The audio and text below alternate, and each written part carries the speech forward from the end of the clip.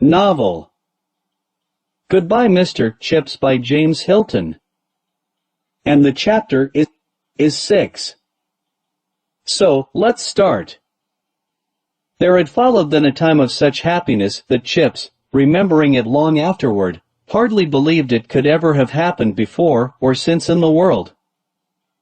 For his marriage was a triumphant success. Catherine conquered Brookfield as she had conquered Chips. She was immensely popular with boys and masters alike. Even the wives of the masters, tempted at first to be jealous of one so young and lovely, could not long resist her charms. But most remarkable of all was the change she made in Chips. Till his marriage he had been a dry and rather neutral sort of person, liked and thought well of by Brookfield in general, but not of the stuff that makes for great popularity or that stirs great affection. He had been at Brookfield for over a quarter of a century, long enough to have established himself as a decent fellow and a hard worker, but just too long for anyone to believe him capable of ever being much more. He had, in fact, already begun to sink into that creeping dry rot of pedagogy which is the worst and ultimate pitfall of the profession. Giving the same lessons year after year had formed a groove into which the other affairs of his life adjusted themselves with insidious ease. He worked well, he was conscientious, he was a fixture that gave service, satisfaction, confidence, everything except inspiration. And then came this astonishing girl-wife whom nobody had expected, least of all Chips himself. She made him, to all appearances, a new man, though most of the newness was really a warming to life of things that were old, imprisoned, and unguessed. His eyes gained sparkle, his mind, which was adequately if not brilliantly equipped, began to move more adventurously. The one thing he had always had, a sense of humor, blossomed into a sudden richness to which his years lent maturity. He began to feel a greater sureness, his discipline improved to a point at which it could become, in a sense, less rigid, he became more popular. When he had first come to Brookfield he had aimed to be loved, honored, and obeyed, but obeyed at any rate. Obedience he had secured, and honor had been granted him, but only now came love, the sudden love of boys for a man who was kind without being soft, who understood them well enough, but not too much, and whose private happiness linked them with their own.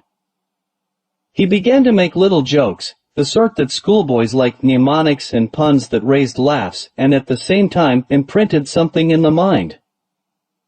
There was one that never failed to please, though it was only a sample of many others. Whenever his Roman history forms came to deal with the lex canulia, the law that permitted patricians to marry plebeians, Chips used to add, so that, you see, if Miss Plebs wanted Mr. Patrician to marry her, and he said he couldn't, she probably replied, "Oh yes, you can, you liar." Roars of laughter. And Cathy broadened his views and opinions, also, giving him an outlook far beyond the roofs and turrets of Brookfield, so that he saw his country as something deep and gracious to which Brookfield was but one of many feeding streams. She had a cleverer brain than his, and he could not confuse her ideas even if and when he disagreed with them. He remained, for instance, a conservative in politics, despite all her radical socialist talk. But even where he did not accept, he absorbed, her young idealism worked upon his maturity to produce an amalgam very gentle and wise. Sometimes she persuaded him completely. Brookfield, for example, ran a mission in East London, to which boys and parents contributed generously with money but rarely with personal contact. It was Catherine who suggested that a team from the mission should come up to Brookfield and play one of the school's 11s at soccer. The idea was so revolutionary that from anyone but Catherine it could not have survived its first frosty reception. To introduce a group of slum boys to the serene pleasaunces of better-class youngsters seemed at first a wanton stirring of all kinds of things that had better be left untouched. The whole staff was against it, and the school, if its opinion could have been taken, was probably against it too. Everyone was certain that the East End lads would be hooligans, or else that they would be made to feel uncomfortable. Anyhow, there would be incidents, and everyone would be confused and upset. Yet Catherine persisted. "Chips," she said, "they're wrong, you know, and I'm right. I'm looking ahead to the future, they and you are looking back to the past. England isn't always going to be divided into officers and other ranks. And those Poplar boys are just as important to England as Brookfield is. You've got to have them here, Chips. You can't satisfy your conscience by writing a check for a few guineas and keeping them at arm's length. Besides, they're proud of Brookfield just as you are. Years hence, maybe, boys of that sort will be coming here, a few of them, at any rate. Why not? Why ever not? Chips, dear, remember this is 1897, not 67, when you were up at Cambridge. You got your ideas well stuck in those days, and good ideas they were too, a lot of them. But a few, just a few, Chips, want unsticking."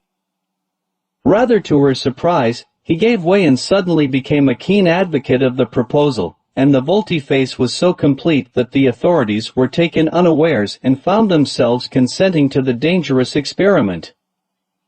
The boys from Poplar arrived at Brookfield one Saturday afternoon, played soccer with the school's second team, were honorably defeated by 7-5, and later had high tea with the school team in the dining hall.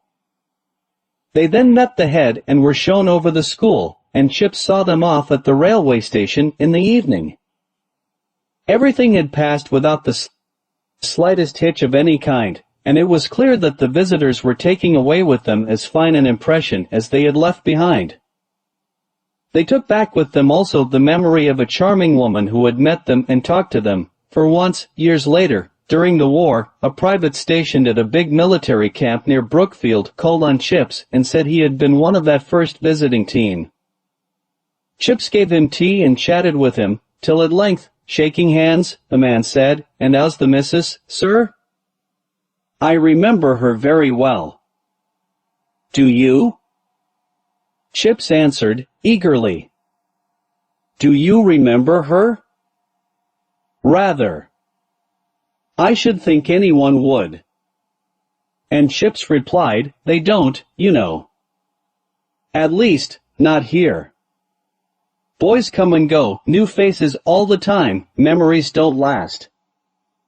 Even masters don't stay forever.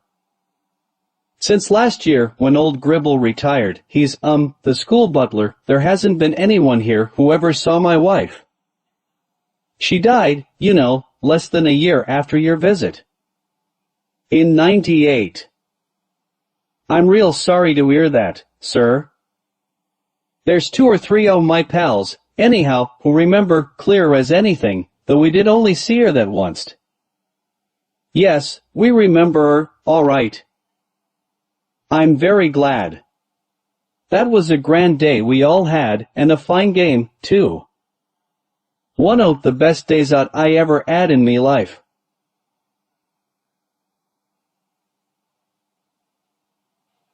Wish it was then and not now, straight, I do. I'm off to France tomorrow. A month or so later Chips heard that he had been killed at Passchendaele. Hey guys, this is the 6th chapter of the novel, Goodbye Mr. Chips. For more chapters, like, share, and subscribe our YouTube channel, Seeken 2.0. Share your opinion in the comments section and see you soon. Bye, Allah Hafiz.